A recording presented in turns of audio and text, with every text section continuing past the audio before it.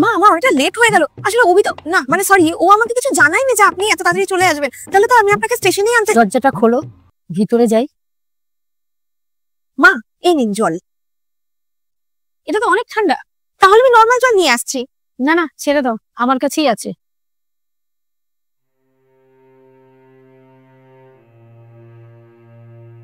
মা বলছিলাম আপনার জন্য ডিনারে কি বানাবো? একটু মাংস ভাত করে দিই বা বাইরে থেকে কিছু খাবার এনে দিই? আমার জন্য ডাল ভাতই করে দাও। ঠিক আছে মা। রিম্পি, আমি না তাড়াহুড়োর চক্করে তোয়ালেটা আনতে ভুলে গেছি, তুমি আমাকে একটা তোয়ালে দাও তো। ওহো মা, আমি দেখুন এসেই আমি রান্নাঘর ঢুকে গেছি। আমি আপনাকে জিজ্ঞেস করতে ভুলে গেছি যে আপনার কিছু লাগবে কিনা। ঠিক আছে, আপনি 2 মিনিট সময় দিন, আমি আপনাকে এক্ষুনি তোয়ালে দিচ্ছি। মা আমি আপনাকে আগে তোয়ালেটা দিয়ে নিচ্ছি, তারপর আমি এটা পরিষ্কার করে দিচ্ছি।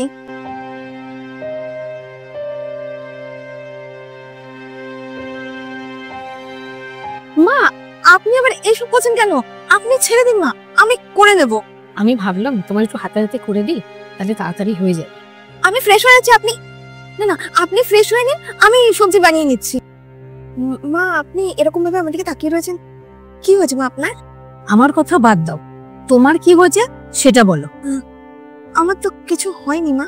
তাহলে তুমি এত নার্ভাস হচ্ছ কেন? এখানে বসো।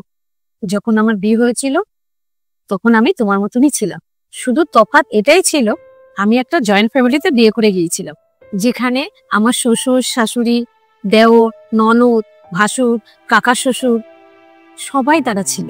আর ঠিক ততটাই আমাদের কাজ করতে হতো।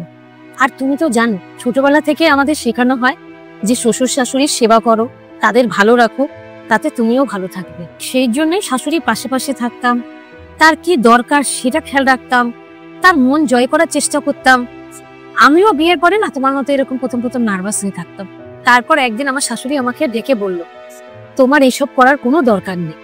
সত্যি কথা বলতে কি জানো, এখন আমার মনে হচ্ছে আমি রিম্পির সাথে কথা বলছি না, আমি আমার বৌমার সাথে কথা বলছি। আসলে মা আমার বিয়ের পরে আপনি প্রথম এসেছেন তো, তাই আমি পারফেক্ট বউ হয়ে উঠতে চাইছিলাম আপনার কাছে। কি দরকার তোমার পারফেক্ট বউ হওয়ার? আর কার জন্য হবে, কিসের জন্য হবে? এরকম আবার না হোক যে পারফেক্ট হওয়ার চক্করে রিম্পি না হারিয়ে যাও।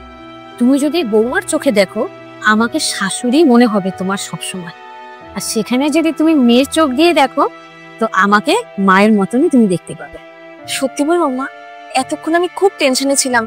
আসলে আমাদের বিয়ের পর আপনি প্রথম এসেছেন তো, কি করব কি না করব কিচ্ছু বুঝতে পারছিলাম না, খুব টেনশন হচ্ছিল। কিন্তু বিশ্বাস করুন, আপনার সাথে কথা বলার পর এখন আমার অনেকটা হালকা লাগছে, অনেকটা ভালো লাগছে।